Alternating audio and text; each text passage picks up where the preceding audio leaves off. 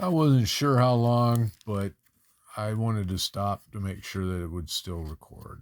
So just a little bit more. Trip settled back down again.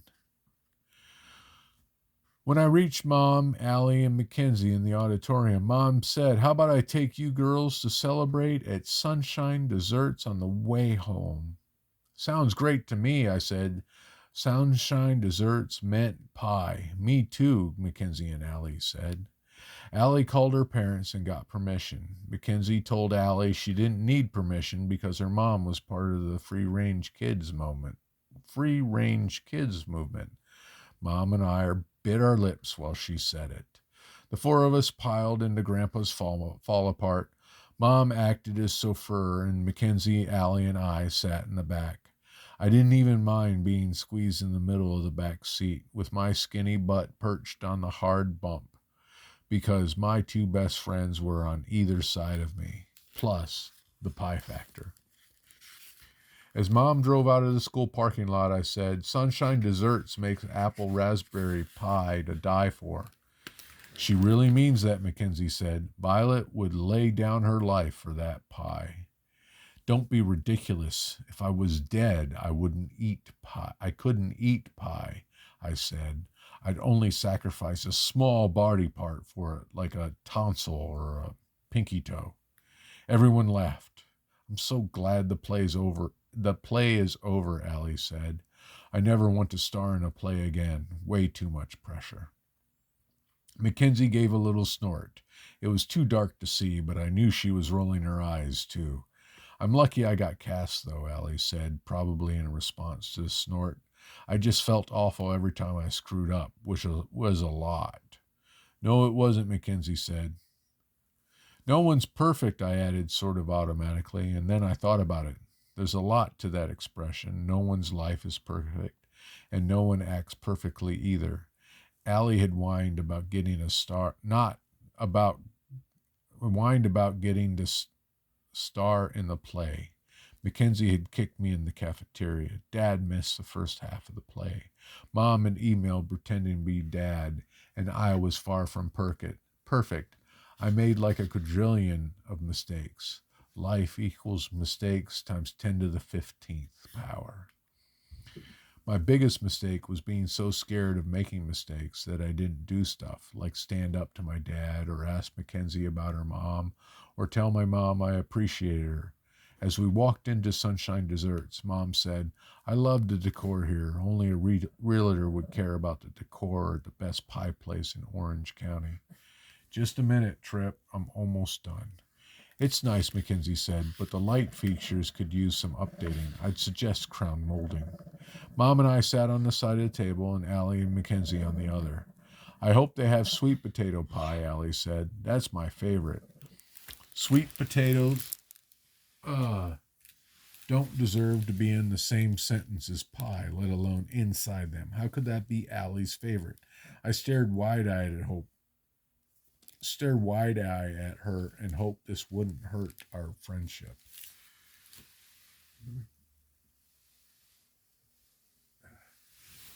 I know the seat's a little bit odd.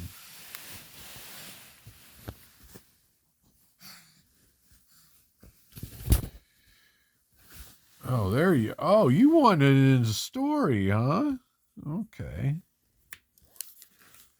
Uh, Life equals mistakes times 10 to the 15th.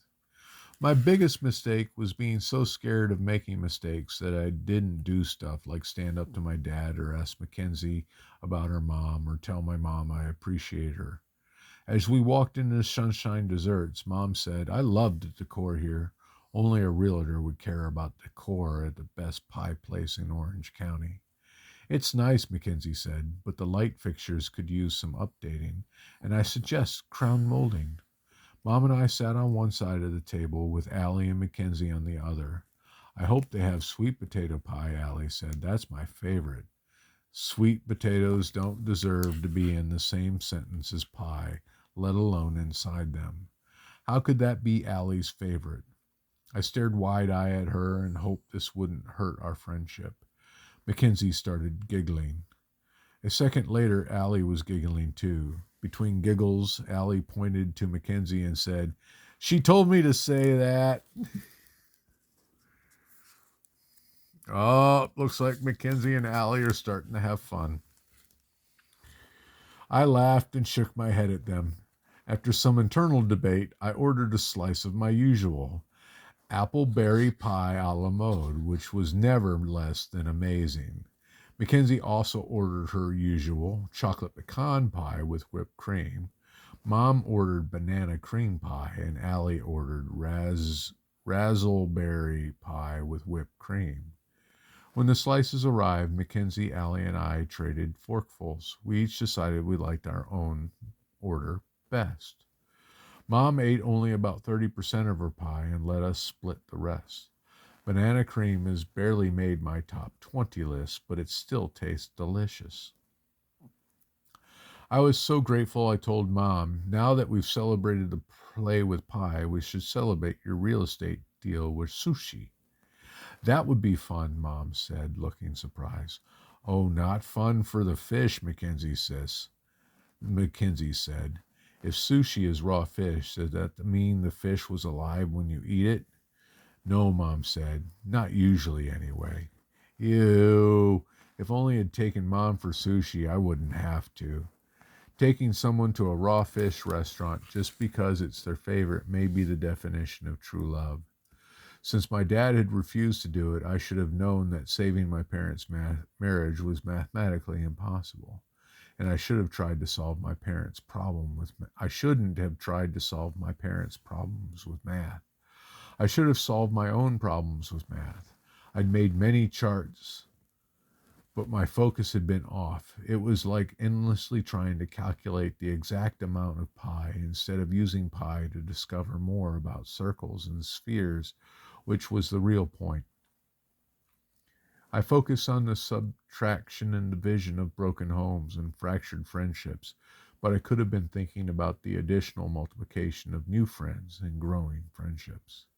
As we sat at the cafe, thinking, talking and laughing and sharing whipped cream and ice cream, I realized that life is like a pie chart. It always fills up. When one slice gets thinner or even disappears, another slice expands to take its place, and the new slice may be even better than the old one. So you have to be willing to try new things. Maybe one day I'd even order Sunshine Dessert's lima bean pie and find out I like it. Well, the odds of that happening were about 1,000,000,000,000 to 1.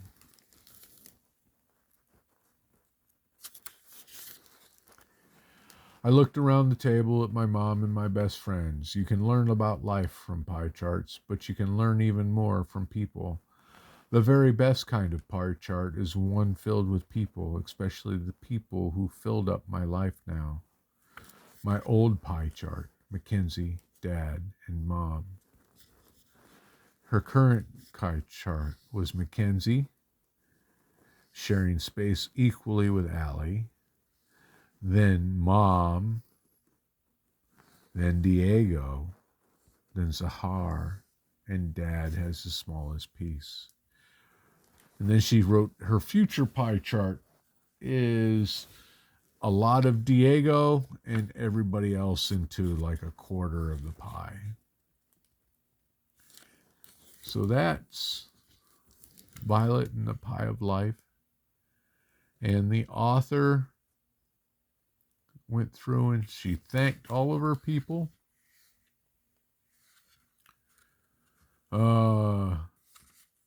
Started with her mother, Judy Green, who is as sweet as pie. Add Jeff Garfunkel's support as infant as pie, and the blessings of my children, Sarah, Mark, and Aaron. Add love and laughter from my writer sisterhood, Marlene, Perez, Allison, Nicole, Noel, Stasha, Deutsch, Priya, Artist, Debbie, Marchenko, Florence, and April Henry. Then add critiques and compassion from Denny Holland, Lou Royal Nelson, a whole bunch of people. And Mighty Junior critiquers, Darcy, Megan, and Mandy.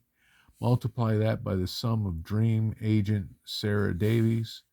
Multiply again by Creme La Creme editor Sally Morningridge and Holiday House heroics of Carrie Martin, Pamela Goober, and Mary Cash. And the results are the luckiest writer alive. And so this is a little bit. Deborah Green has written many books for children, including the Silver Pony Ranch series and the Zeke Meek series, which have been published in more than 7 languages across the globe. She lives in Southern California, where she works as a lawyer, and she is an enthusiastic speaker at writing workshops, schools, and conferences. Her favorite pie is apple crumb. Visit her online at deborah.lgreen.com. Yeah, it was a nice story. And that's the Violet and the Pie of Life.